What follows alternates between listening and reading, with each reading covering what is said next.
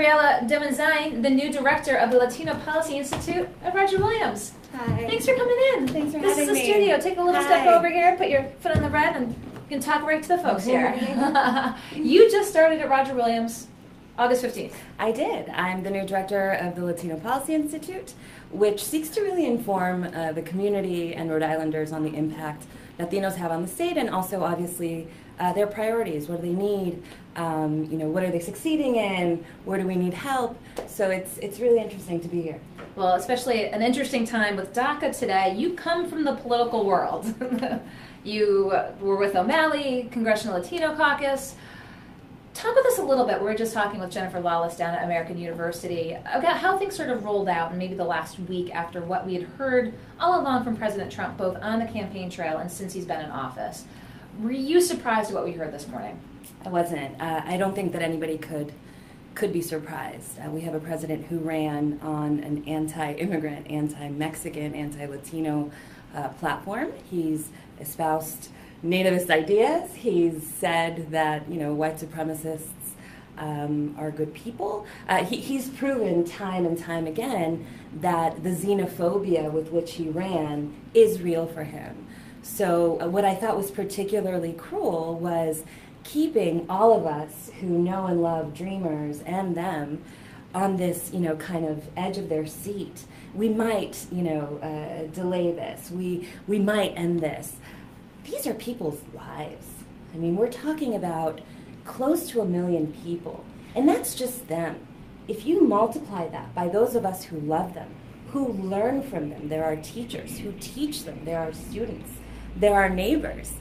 We're talking about a really, really large universe of people here in Rhode Island. Mm-hmm. It's an estimated 1,200 young adults, who have DACA, who can work now, who can go to school now, and it's estimated that if this is revoked and if Congress doesn't come up with a solution, it could cost Rhode Island $61 million a year. So there's not only economic implications, but for those of us that have been fighting alongside these folks for humane treatment of immigrants, there's really human, really, really devastating results from this today.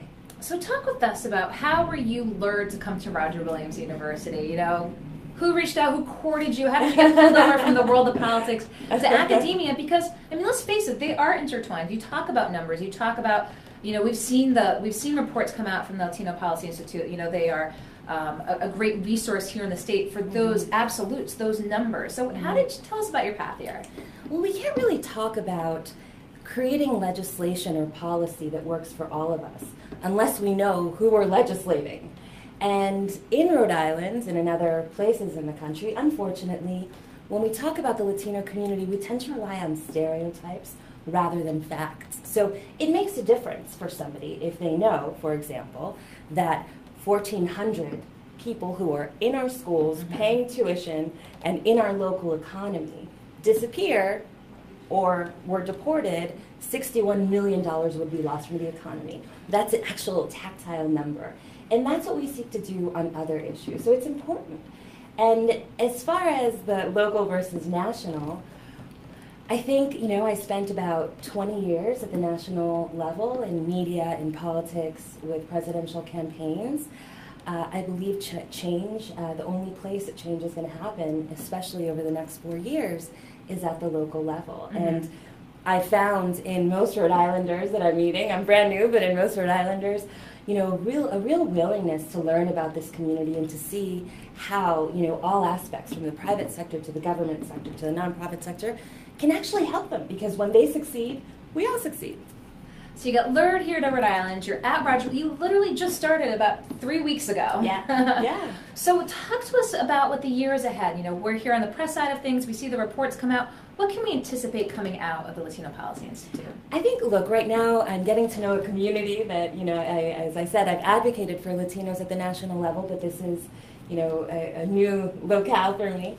So I think right now we're talking to folks and I'm trying to see, I think what you can expect is to see somewhat what all Americans care about, right? Latinos are just like everybody else. We want jobs, we want healthcare, we want our kids to go to school, and most of us know somebody, just like most Americans at this point, know somebody who's trapped in this dysfunctional and inhumane immigration system, and we want that fixed.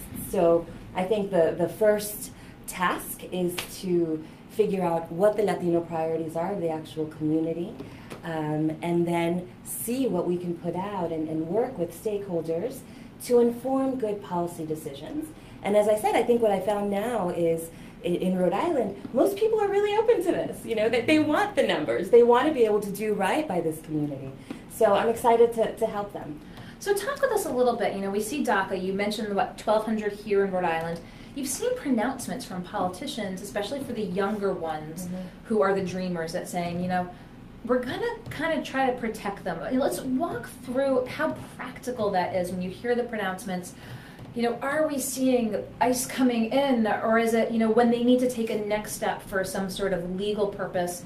I mean, how quickly are the ramifications going to be felt if Congress doesn't act? Well, from what I gather, the president said that he's going to let this expire in March.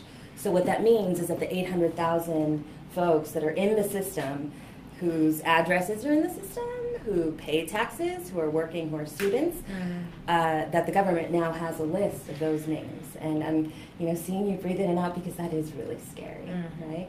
So I don't know.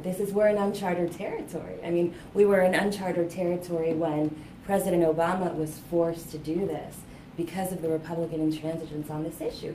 It's a really interesting issue because it's very visceral, right? People feel like they have a right to an opinion on this, regardless of the facts. And that's really what's promoted this deadlock in Congress. There's bipartisan legislation that has been sitting there waiting to be voted on, that Republicans agree on, that Democrats agree on. And right now, what I think is going to happen, I heard you speaking to your guest before, you know, if you can imagine, all of you guys that are watching, if you can imagine having a 13-year-old, you know, going through school, 14-year-old, and they start learning about history, and they start learning about these values of the United States, liberty, justice, right, and the righteousness of the civil rights fighters that fought against being oppressed. These same kids, when they turn 16, realize that none of that was for them. So this righteousness and this very American kind of fight is in them. And I know they're right now in front of the White House. I know because I was working on the Hill when they, you know, protest both Democrats and Republicans. They have a loud voice. They're very organized. I'm excited for these voices to be heard, and those of non-traditional allies. You just have to go 1 degree of separation between you and a dreamer that you didn't even know was a dreamer. Your kids go to school with them. You go to school with them if you're in your university. And just like we've done, you know, with the Muslim ban in the airports, or when there's, you know, hate on the streets of Boston, we really have to step up and help this community. They are loud and they are proud and, you know, they are unafraid, as they say, but we also have to, because it goes to the values of our country, who we are as a nation, and we're going to be judged on this. So you expect to see action moving forward. There was an event in Central Falls this afternoon. There's already one planned for Friday up at the State House. We'll have information on that for folks. I mean, as you said, nationwide 800,000, here in Rhode Island 1,200, but do you see the Democratic Party in particular sort of coalescing around this issue and saying, as you said, this is really indicative of those democratic principles by which they stand? I think it's not just the Democratic Party. What's very, very different about the immigration debate right now than it was in 2006 when the last time there was a very, very real, you know, push, bipartisan push, is that the conservative party and the conservative movements, businesses, evangelicals, law enforcement agencies, have all come out to support this. That's why when there was rumors about this, you have over 150 CEOs in this country saying, don't take away our competitiveness. These are mostly bilingual, bicultural children that we need to compete in the global economy. So advocates have grown not only from those impacted, but towards very, very right-leaning conservative organizations and corporations that recognize the value of this. In fact, Tennessee, who would have thought? Just, you know, 3 days ago, the Attorney General switched positions and said he won't, you know, sue the president for this. So I think it's a completely different debate. And if Republicans even want to start thinking about the future and being reelected, this is kind of an easy yes for them. The majority of the American population agrees. The majority of conservatives agree that these children should be allowed to flourish and help us grow our economy. They just need to do the right thing. Well, we'll see if or what anything happens at the congressional level, excuse me. But you're off to the races at school. So you're here new in Rhode Island. You know, we're going to wrap up here and hopefully have you back in the studio. What have you liked being here so far? I love the idiosyncrasies. I think we were talking about them before. I love the North Kingstown and South Kingston. I love the Pawtucket versus Pawtucket. But mostly, everybody that I've met here, most of the people that I've met here either left and came back or never left at all. I found in Rhode Island a community that is close, that is loyal, and that is excited about the state. That's rare, right? And so I'm excited to be here. Well, they lured you in, got you to be the new director of the Latino Policy Institute at Roger Williams. Gabriela, I'm so happy you were able to come in to talk with us today. Hopefully we'll see you soon, but this just seemed like an ideal opportunity to get your perspective on what happened today with DACA, and then we'll talk moving forward. I hope so. Okay, thanks. I'll let you go around the corner. Okay. Gabriela Domenzain, the new director of the Latino Policy Institute at Roger Williams University, just started, I would say, about 3 weeks ago, if I can remember the release from the university. Wanted to bring her in today, talking about DACA. Comes from the political world, former O'Malley staffer, formerly of the Congressional Latino Caucus, the communications director there, so comes from an extensive wealth of knowledge at the national level for policy. She's going to have the intersection here with academia.